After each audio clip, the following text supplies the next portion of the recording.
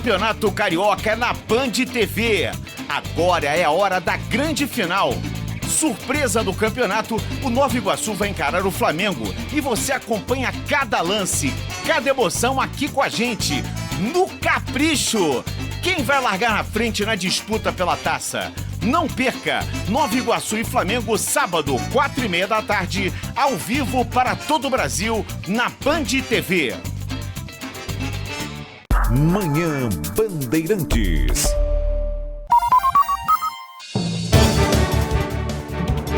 Dez e 26, nós estamos recebendo, como eu disse há pouco, aqui no estúdio do Manhã Bandeirantes, o delegado Roberto Monteiro, que foi o delegado titular daquela região ali da Cracolândia, no centro de São Paulo, e hoje ocupa outras funções na polícia. Hoje o senhor está em que área, delegado, por favor? Hoje eu sou o delegado divisionário, Sabino, da divisão de planejamento e execução da Polícia Civil. É uma área que cuida de todo o planejamento. Mais estratégica, estratégica, dos recursos humanos, materiais. Não é linha de frente, mas também muito relevante na estrutura da Polícia Civil do Estado de São Paulo. Delegado, pouca gente conhece a realidade da Cracolândia, o senhor ficou muito tempo lá. Como é que o senhor vê hoje esse momento? Se fala muito, a prefeitura fala muito que a situação da Cracolândia melhorou, que já não é mais o que era. Ontem o governo do estado anunciou a sede administrativa para a região de Campos Elíseos, daqui a uns anos é verdade, mas vai mudar, o que tudo indica. Como é que o senhor está analisando hoje? Qual é o momento que a Cracolândia vive, hein? Sabino, nós já conversamos várias vezes, né? Inclusive na televisão, na Band também, sobre esse tema com você. Eu comandei 4 anos a Delegacia Seccional Centro, de todo o centro expandido de São Paulo, onde também um dos desafios, Vitor, que me foi apresentado na ocasião, foi a Cracolândia, entre outros também, Brasparí, o quadrilátero das motos, que nós fizemos operações ali em toda a região do centro expandido, e a Cracolândia, creio que foi o problema mais complexo que nós enfrentamos, porque ela já existe há aproximadamente 30 anos. Eu vejo hoje em dia como uma natural sucessão de atos, de ações da polícia, da prefeitura, do governo do estado. Eu fiz a minha parte, que foi justamente acabar com aquela predominância de uma facção criminosa na Cracolândia, naquele quadrilátero ali da Praça Júlio Prestes, depois na Praça Princesa Isabel, combatendo sem trégua o tráfico de drogas e também, numa outra vertente, dando assistência social de saúde pública aos dependentes químicos. Então eu vejo a Operação Caronte como muito exitosa, foram 196 líderes do tráfico presos, 10 inquéritos policiais instaurados. Líder, né? Não é aquele o traficante pé de chinelo. Não, exatamente. Né? Fora esses aí, que eu não chamo nenhum traficante de pé de chinelo, porque todos praticam um malefício enorme para a sociedade. São todos da pior qualidade, exatamente. É isso que eu quero dizer. Os 196 são líderes do tráfico, que a maioria absoluta ainda está encarcerada.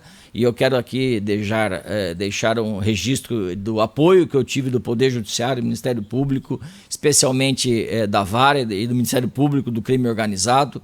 Então, hoje em dia, Sabino, eu creio que é uma sucessão, como eu disse, de ações. Creio também que a Polícia Civil de São Paulo está cumprindo sua função. Nós tivemos também um aumento muito grande do efetivo da Polícia Militar no centro de São Paulo, até a inauguração ali de um batalhão especial bem no coração do centro e também ali naquela área que é uma área de uso de drogas.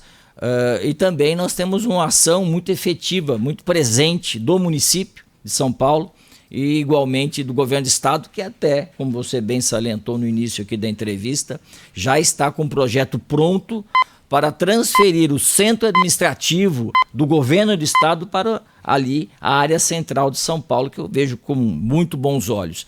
Então, nós temos o que eu sempre defendi, uma conjugação de esforços. Ali o centro, a Cracolândia e outros problemas também que existem no centro, não é uma questão só de polícia, é uma questão de governo, poder executivo estadual, municipal, de poder legislativo também, estadual, municipal, E não podemos esquecer que nós precisamos aqui no Brasil, que eu defendo sempre, leis mais duras, leis penais mais duras e também uma execução penal, uma lei de execução penal que cumpra seus objetivos de ressocializar e reintegrar na sociedade os presos.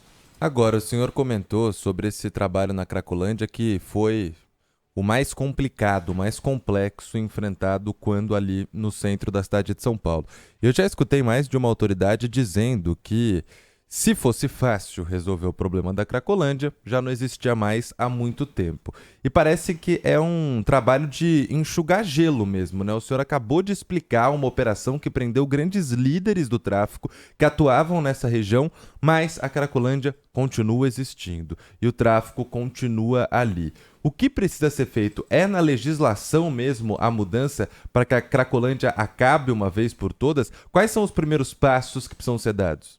Veja, eu creio que sim. Eu digo de forma muito simples para que o ouvinte entenda que o tráfico de drogas é como grama, como mato. Você tem que cortar todos os dias. Não adianta você falar, não, resolvi e não vai voltar. Até porque na Operação Caronte, Vitor, nós descobrimos e provamos nos 10 inquéritos policiais que ali era uma área dominada por uma facção aqui de São Paulo, que também tem atuação nacional e internacional, pior é isso, que faturava 200 milhões, Sabino, por ano ali na Cracolândia. Então, 200 milhões na Cracolândia, não é no centro como um todo, na Cracolândia. É logicamente que isso não está declarado no imposto de renda, né? Não está aí, mas é um estudo que nós fizemos e provado esse resultado, esse valor nos inquéritos policiais e demonstra então que ali, eu acho que foi um grande paradigma que nós quebramos, que ali não é o pequeno traficante, aquele que é o lagarto que nós chamamos, vendendo para o dependente químico. Não, ali é a facção criminosa ganhando muito dinheiro. Aliás, essa facção criminosa que eu citei aqui, também por inquéritos policiais, por trabalho de inteligência da Polícia Civil, Federal, de todo o Brasil, né? Nós temos aí um número de $1 bilhão, Sabino, Vitor, que eles lucraram o ano passado. Bilhão. Não é faturaram, não, lucraram. $1 bilhão, que dá mais de 5 bilhões de reais com tráfico nacional e internacional. Aí eu vejo, Vitor, como você bem disse, há propostas sendo julgadas, aí, discutidas em altos tribunais, especialmente no Supremo Tribunal Federal, sobre a descriminalização da droga. O que eu sou totalmente contra, porque a pergunta que eu deixo aqui a vocês do estúdio e a quem está nos ouvindo é o seguinte: descriminalizou hoje pelo Supremo Tribunal Federal, quem vai vender? Nós não temos estrutura no Brasil como existem em alguns países do mundo, em que há o coffee shop, há o cannabis shop, que é legalizada a venda e tem gente autorizada a vender. Aqui, se amanhã, por uma decisão dos ministros do Supremo Tribunal Federal, que eu respeito, logicamente, com todo aqui, não é nenhuma crítica, mas é uma observação, mas se for amanhã decidido ali, quem vai vender? A pergunta é essa.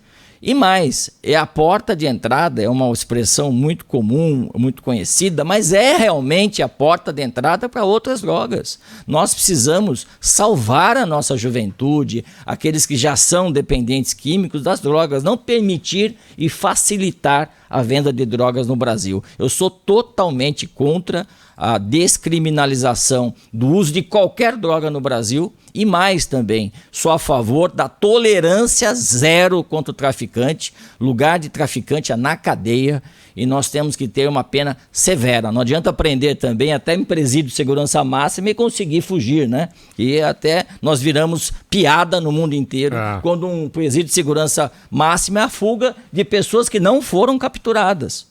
Até o momento. Falei sobre isso hoje no jornal. Gente, é quase ridículo, né? Porque 600 homens para procurar 2 e isso passear de helicóptero lá, realmente. Mas enfim, essa é uma observação minha, deixar isento aí e fora disso o delegado Roberto Monteiro. Delegado, o senhor tem o lado, a gente consegue ver o lado visível da Cracolândia, que nos choca com os dependentes químicos, a gente percebe ali o tráfico de drogas muitas vezes, são muitas as imagens que foram feitas mostrando o tráfico de tal drogas. Fluxo, né? O tal fluxo. A cena aberta de uso. Cena aberta de uso, mas deixa eu perguntar para o senhor que conhece aquela realidade, o que tem por trás, o que tem no bastidor, o que a gente não vê na Cracolândia, que eu imagino seja pior até do que a gente vê. Muito boa pergunta, Sabino. Realmente existe uma estrutura por trás, inclusive nos inquéritos policiais da Operação Caronte, nós desnudamos essa estrutura e nós temos ali o traficante, tem o auxiliar do traficante, tem o travessia que leva a droga para a cena aberta de uso. Nós temos os disciplinas, que inclusive antes da Operação Caronte havia confronto com a polícia. Vocês bem lembram, vocês aqui do estúdio e também aqueles que nos ouvem, que nós não tínhamos acesso ali, a não ser com grandes operações policiais, porque aquilo era uma zona proibida de São Paulo. E nós não podemos e não temos aqui em São Paulo zonas proibidas como temos em outros estados da federação.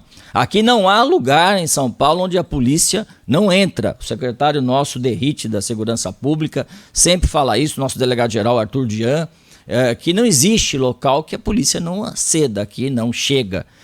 Então, por isso que ali era uma zona proibida e nós, na Operação Caronte, conseguimos mostrar não só a estrutura muito bem montada, e vocês se lembram, Sabino, Vitor, que saíam pessoas mortas ali, enroladas em tapetes, em carrinhos, aqueles carrinhos que as pessoas puxam pelas ruas. Então, nós conseguimos mostrar tudo isso para a sociedade. E eu sempre digo também que a presença da imprensa, televisão, rádio, jornais, foi fundamental, porque nós conseguimos mostrar, como eu disse aqui, mostrar claramente para a população o que existia por trás da Cracolândia. E ali também, além do tráfico de drogas, tem outros tipos de crimes, né? O senhor falou ali do quadrilátero das motos, ali era uma área que também o crime organizado já estava iniciando tomar conta ali. Ali tem os depósitos de celular furtado, quer dizer, virou uma área em que a polícia realmente tem que atuar com mais intensidade, tem atuado com mais intensidade, porque virou um centro do crime, né? Virou o bairro do crime em São Paulo, lamentavelmente, o centro de São Paulo, imagina. Exatamente. Inclusive, Sabino, ali, quando você pensa um pouco e volta no tempo, você percebe que ali haviam várias barracas na antiga Cracolândia da Praça Júlio Prestes.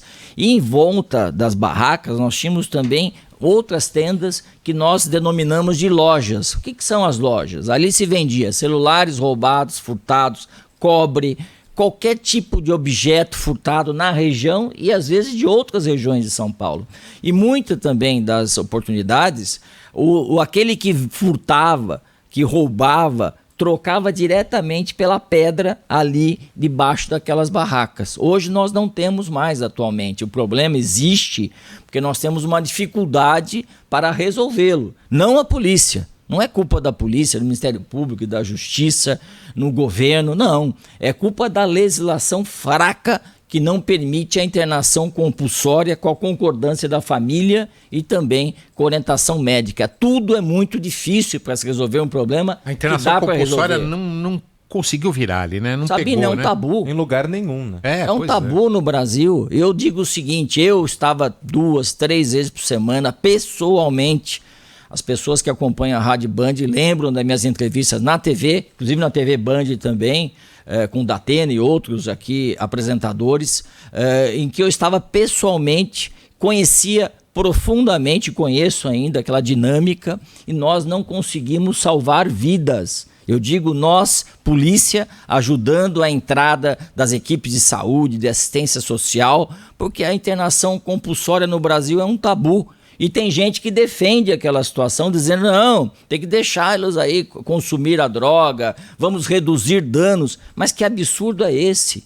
Quem acredita em Deus, ou quem não acredita também, não pode deixar uma situação dessa perdurar. Nós temos que salvar aquelas pessoas, não permitir que elas permaneçam ali na chuva, no sol, consumindo droga, aquela venda de drogas. Não adianta só prender o traficante ou o lagarto, ou quem quer que seja, ou disciplina. Nós temos que salvar e tirar aquelas pessoas daquele local, até porque a sociedade é muito impactada com a presença da Cracolândia, o comércio também, Sabino, Vitor. É uma coisa que se perdura e não deve existir mais no Brasil. E não é uma higienização que se defende aqui, não. É a salvação das pessoas.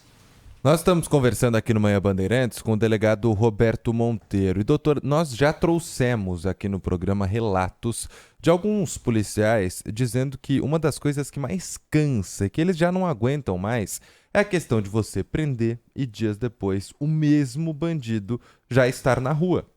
E o senhor comentou sobre legislação.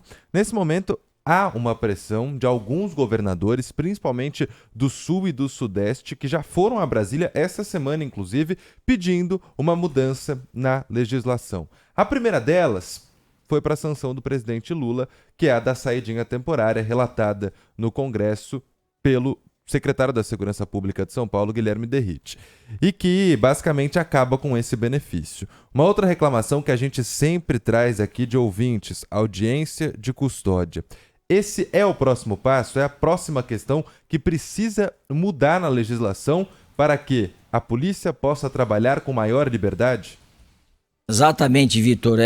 Você citou 2 tabus, e nós temos muitos tabus a serem quebrados no Brasil. Veja, saidinha de preso é um benefício? Mas onde está a contrapartida do preso? Não existe mais o exame criminológico, hoje se libera sem saber quem está sendo liberado.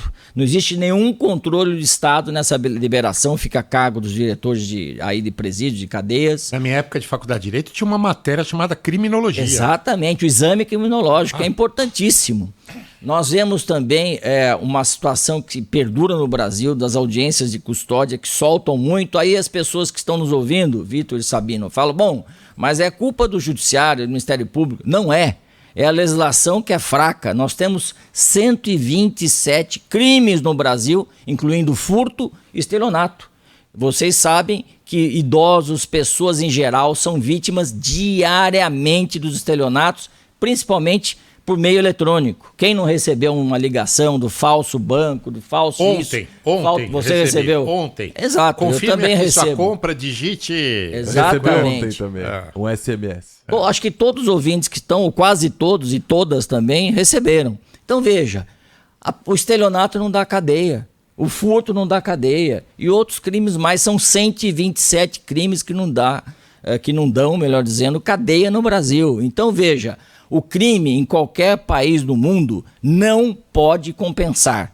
Por isso que eu defendo e falo sempre, nós temos que ter uma mudança no Código Penal urgente, e nós também temos que parar com mimimi, com blá blá blá, porque sempre que se tem como dar saidinha, houve a votação, nós temos a oposição ferrenha dos partidos de esquerda. Eu não entendo por quê. Será que alguém vive fora desse mundo que nós vivemos dia a dia, na rua, no embate com a criminalidade, com o criminoso? Não dá para entender o porquê, mas toda proposta sofre firmemente uma oposição dos partidos de esquerda aqui no Brasil. Não estou politizando, mas é uma constatação que a gente vê e acompanha, e nós precisamos mudar para amanhã já. Ninguém aguenta mais o crime e o criminoso aqui no Brasil, essa é a realidade. Eu fiz essa pergunta hoje, inclusive, para o ministro Alexandre Padilha, qual ia ser a posição da bancada governista nessa solicitação, nessa reivindicação que os governadores fizeram lá ao ministro Ricardo Lewandowski.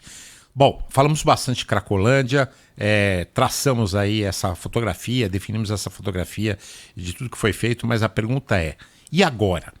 Na sua avaliação, o que ainda precisa ser feito? Como deve seguir esse trabalho para tentar acabar com a Cracolândia, ou pelo menos mitigar o problema da Cracolândia e principalmente acabar com o tráfico de drogas ali?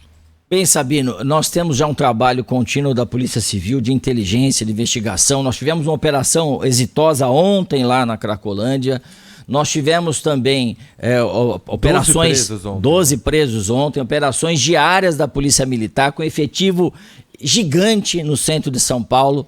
Nós precisamos também, e temos atualmente, uma ação da Prefeitura de São Paulo, com o hub de tratamento do governo do estado. O governador presente ontem, o governador Tarcísio, com o prefeito Ricardo Nunes, ali no centro, anunciando a mudança, como nós falamos aqui já, do centro administrativo para ali a área central de São Paulo. O que nós precisamos agora é acabar com esse tipo de dificuldade para se tomar uma providência que é simples. Nós precisamos salvar aquelas pessoas, internar aquelas pessoas. Ontem, inclusive, Vitor, algumas manifestaram o desejo de serem internadas, de serem tratadas. Ocorre que muitas delas, a maioria absoluta, não tem condições mais de discernir, de escolher o seu próprio destino. Ali precisa ter uma mão mais forte do Estado, e o Estado tem essa obrigação de colocar a mão mais pesada, mais forte, não para punir, mas para salvar pessoas. De coragem. Coragem, essa coragem. Por isso que eu disse aqui que o apoio da imprensa na Operação Caronte foi muito importante, porque nós mostramos para que nós estamos trabalhando. Nós estamos trabalhando não para perseguir ninguém, não para higienizar o centro, mas para salvar vidas e prender marginais, prender bandidos. Não dá para conviver com esses bandidos à solta no centro de São Paulo ou em qualquer parte do Brasil. O Estado criou, não faz muito tempo, o Hub de Saúde, ali no centro, já perto da Cracolândia, justamente para que o primeiro atendimento às pessoas que serão internadas ou algo do tipo aconteça já na região. Existe uma conversa, por exemplo, entre a saúde e o atendimento social com a polícia? Porque a polícia muitas vezes é quem tem o primeiro contato com essa pessoa que precisa ser salva. Existe sim, Vitor, e essa conversa é diária. Aliás, quando a gente fala conversa, parece que fica ali no telefone batendo papo. Não, é uma conversa séria, eu digo conversa de órgãos de governo que estão empenhados na sua totalidade em resolver aquela questão. Por uma questão humanitária também, e também nós podemos esquecer daquelas pessoas que moram no centro e têm comércio no centro, que estão muito impactadas com toda a situação, não só da Cracolândia, mas também da criminalidade. Eu digo o seguinte, Sabino, mais de 1 milhão de pessoas transita pelo centro diariamente, é o maior hub, aí não é o hub da saúde, mas o hub de transportes da América do Sul. Nós temos uma das maiores, se não me engano, é a 4ª cidade maior do mundo em São Paulo, com 12 milhões de habitantes. Então, nós precisamos ali no centro ter uma atenção especial, como está havendo, justamente pelo número gigante de pessoas, gigantesco, melhor dizendo, de pessoas que ali ou caminham ou pegam transportes públicos, enfim. Nós precisamos de muito cuidado com o centro de São Paulo, que já existe. Precisamos resgatar o centro de São Paulo, porque em qualquer cidade do mundo, o centro é o cartão postal. E nós queremos o nosso cartão postal de volta aqui em São Paulo, para a sociedade, para os paulistanos de todo o Brasil.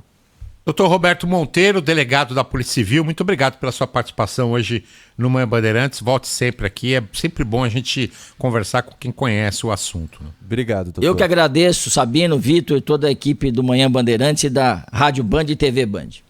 Obrigado. Rede